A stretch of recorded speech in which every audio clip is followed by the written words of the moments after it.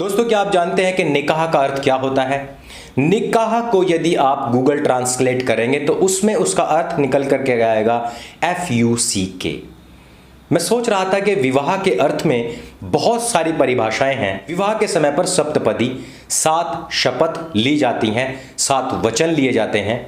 उसमें एक जगह पर आता है कि हम और तुम पानी की तरह इस तरह मिल जाएं ताकि कल हम और आप में कोई ये ना पहचान पाए कि दूसरा कौन है। जहां एक तरफ अपने प्रेम को प्रदर्शित करने के, साथ साथ रहने के इतने सारी शपथ और इतने सारे मंत्र और इतना पवित्र माहौल बनता हो, दूसरी तरफ निकाह जहां पर सिर्फ कबूल है, तलाक है, निकाह हलाला मुताह है, औरत केवल बच्चे पैदा करने की मशीन है। ऐसे में कोई ना बोल करके पवित्र संबंध के ऊपर ज्ञान देने के लिए आए, और वो भी वो जिसके पिता अपनी सगी पुत्री को ही अपनी गर्लफ्रेंड की तरह ट्रीट करते हो, उसके साथ स्मूच करते हो, और यहां तक कहता हो कि मैं अपनी सगी बेटी के साथ में शादी कर लेता। एक ऐसा व्यक्ति जिसने निकाह किया हो, एक ऐसा व्यक्ति जिसने खुद को कन्वर्ट कर लिया हो, एक ऐसा व्यक्ति जिसने अपने बच्चों को कभी भी हिंदू धर्म के संस्कार नहीं दिए, एक ऐसा व्यक्ति जो आलिमों की तरह मस्जिदों में जाकर के प्रीचिंग्स करता हो, एक ऐसा व्यक्ति जो हिंदू संगठनों के ऊपर जहर उगलता हो, एक ऐसा व्यक्ति जिसने मुंबई ताज होटल पर हुए हमले को पूरी तरीके से हिंदुओं के द्वारा ही किए जाने वाला बता दिया हो, उस पर पूरी किताब लिख करके उसका विमोचन कर दिया हो, एक ऐसे व्यक्ति के परिवार से हम क्या उम्मीद कर सकते हैं? मैं बात कर रहा हूं महेश भट्ट की, मैं बात कर रहा हूं आलिया भट्ट की, और मैं बात कर रहा हूं मान्यवर मोहे की। मान्यवर मोहे, इस ब्रांड ने मान्यवर नाम रख करके आज तक हजारों करोड़ कमाए। इसमें इसको पता है कि वर शब्द का क्या महत्व है, इसी वजह से उसने मान्यवर रखा। लेकिन इसने एक ऐड बनाया मोहे का, जिसमें इसने महिलाओं को केंद्रित करके कहा कि अब कन्या दान नहीं, कन्या मान होना चाहिए। अब आप मुझे बताइए कि मान होना चाहिए, क्या अभी तक कन्याओं का अपमान होता आया है? क्या किसी भी पिता ने जब भी अपनी बेटी का हाथ किसी पुरुष के हाथ में दिया है, क्या वो अपमान होता रहा है? और यहां पर भी समस्या ये नहीं है कि यहां पर एक लड़की का हाथ ही क्यों दूसरे लड़के के हाथ में दिया जा रहा है। जब हमें किसी कल्चर के बारे में पूरी नॉलेज नहीं होती है तो इसी प्रकार का गुड़ गोबर होता है जिस प्रकार का इस एड में हुआ है। ये दूसरे लोगों को कहते हैं, अक्सर हमारी जो वोक सोसाइटी है वो हम लोगों को, हिंदुओं को अक्सर ये कहती है कि इन लोगों ने पता नहीं कौन सा गोबर खाया हुआ है कि इनको नॉलेज ही नहीं है। दूसरा खास वर्ड है, ये कहते हैं कि व्हाट्सएप यूनिवर्सिटी वाले हैं। लेकिन मैं अभी तक ये नहीं समझ पाया कि जिनको हिंदू संस्कृति से लेना देना नहीं, जिनको हिंदू संस्कृति से कोई मतलब नहीं, जिनको अता पता नहीं, वो इस पर ज्ञान देने के लिए आए, तो ये गोबर खाकर नहीं आए, ये व्हाट्सएप यूनिवर्सिटी से ज्ञान लेकर नहीं आए। ऐसा कैसे हो सकता है? अब मैं आपको बताता हूं। यहां पर कहा गया कि कन्यादान ही क्यों, वर का दान भी होना चाहिए। अब जब कन्यादान हो रहा था, हालांकि कन्या और दान पर अलग कंट्रोवर्सी है, उस पर आएंगे। कन्या का दान हो रहा था तो विनम्रता पूर्वक पुरुष का हाथ नीचे होता है और ऊपर होता है लड़की का हाथ। लेकिन यहां पर कन्या और वर दोनों का ही दान हो रहा है, तो थामने वाला कौन है, मुझे यह बताइए। दोनों का दान हो रहा है तो या तो लड़का लड़की का हाथ थामेगा, तो लड़की लड़के का हाथ थामेगी, तो एक रिसीवर हुआ और एक गिवर हुआ, एक दान देने वाला हुआ और एक दान लेने वाला हुआ, लेकिन दोनों का दान हो रहा है। तो यहां थ्रीसम कौन है भाई? और ऐड में, भारतीय संस्कृति में इस प्रकार की जो सड़ांध फैलाने का ठेका इन्होंने लिया हुआ है, ये कोई तो लॉजिक हो भाई। एक रिसीवर है, गिवर है, मान लेते हैं ना भाई, इसी तरीके से जैसा आप कह रहे हो दान करने की चीज नहीं है, मैं कोई धन नहीं हूं, मान लेते हैं, तुम्हारी बात मान लेते हैं कि यहां पर लड़की को एक एसेट माना गया। मान लेते हैं कि धन का मतलब एसेट ही है, अशर्फी है, रुपया है, डॉलर है, मान लेते हैं तुम्हारी बात। हालांकि ऐसा होता नहीं है। राम रतन धन पायो भी होता है, रूप धन भी होता है, सौंदर्य धन, गौ धन, पुत्र धन, हर तरीके का धन होता है। ज्ञान का धन सबसे बड़ा धन, कहते हैं इसको जितना इन्वेस्ट करो उतना ही बढ़ता है। अब आप बताओ, आलिया भट्ट को या उसके मुस्लिम पिता को या उसकी मुस्लिम माता को या फिर उस बहन को जो बेचारी आज तक अपने सगे बाप की ही गर्लफ्रेंड बन करके या सीधे शब्दों में कह रह रही हो, इनमें से किसी को इस बात की नॉलेज होगी? यहां पर आप दोनों का दान दे रहे हैं तो तीसरा थामने वाला कौन है, मुझे ये तो बताओ भाई। इस वजह से मैं कहता हूं कि सबसे बड़ी व्हाट्सएप यूनिवर्सिटी है वोक सोसाइटी, तथाकथित जो अपने आप को वोक बोलते हैं।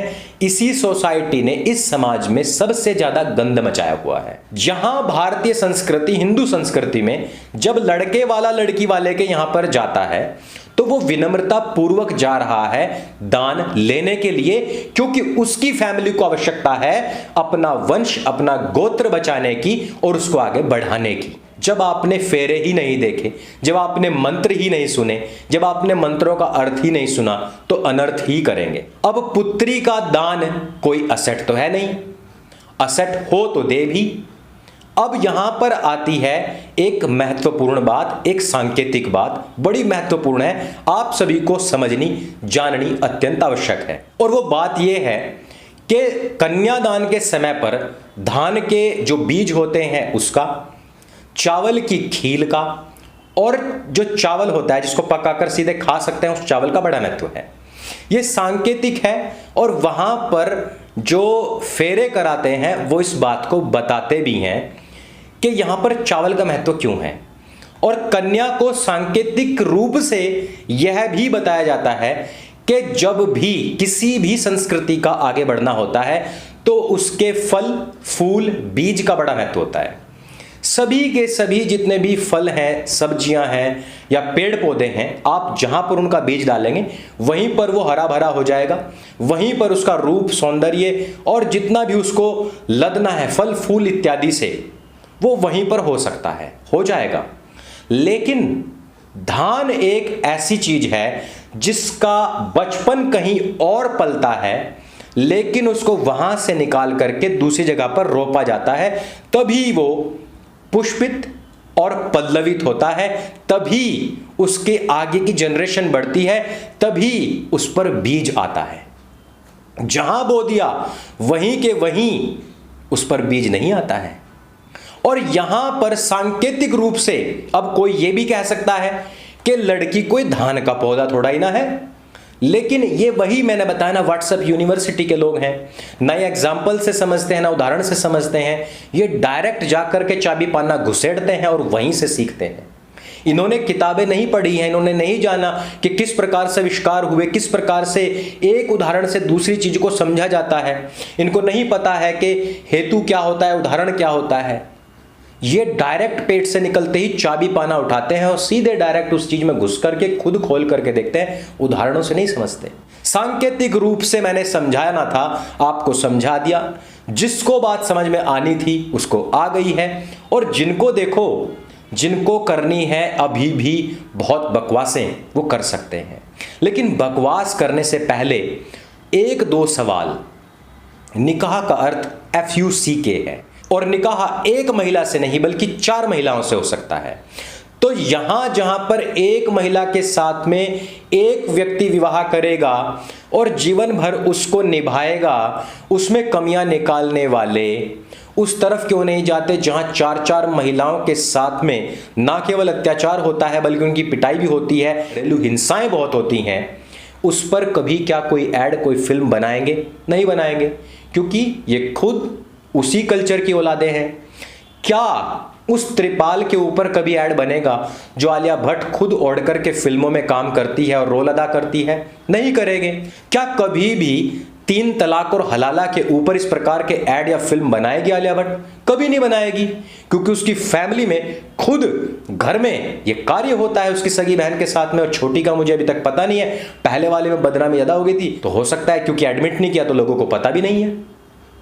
तो हलाला, 3 तलाक, मुताहा निकाह के ऊपर कभी बात होंगी? नहीं होंगी। क्या कभी आलिया भट्ट कम उम्र में माइनर गर्ल्स की जो शादी इस्लाम में होती है 14 साल की बच्चियों की, क्या उसके ऊपर कभी बोलेगी? क्या उसके ऊपर ऐड बनाते हुए कभी पाउट देकर सेल्फी देगी और कभी कहेगी कि 14 साल की लड़की का निकाह ही क्यों? और निकाह में सौदेबाजी ही क्यों? निकाह में ये दहेज प्रथा क्यों?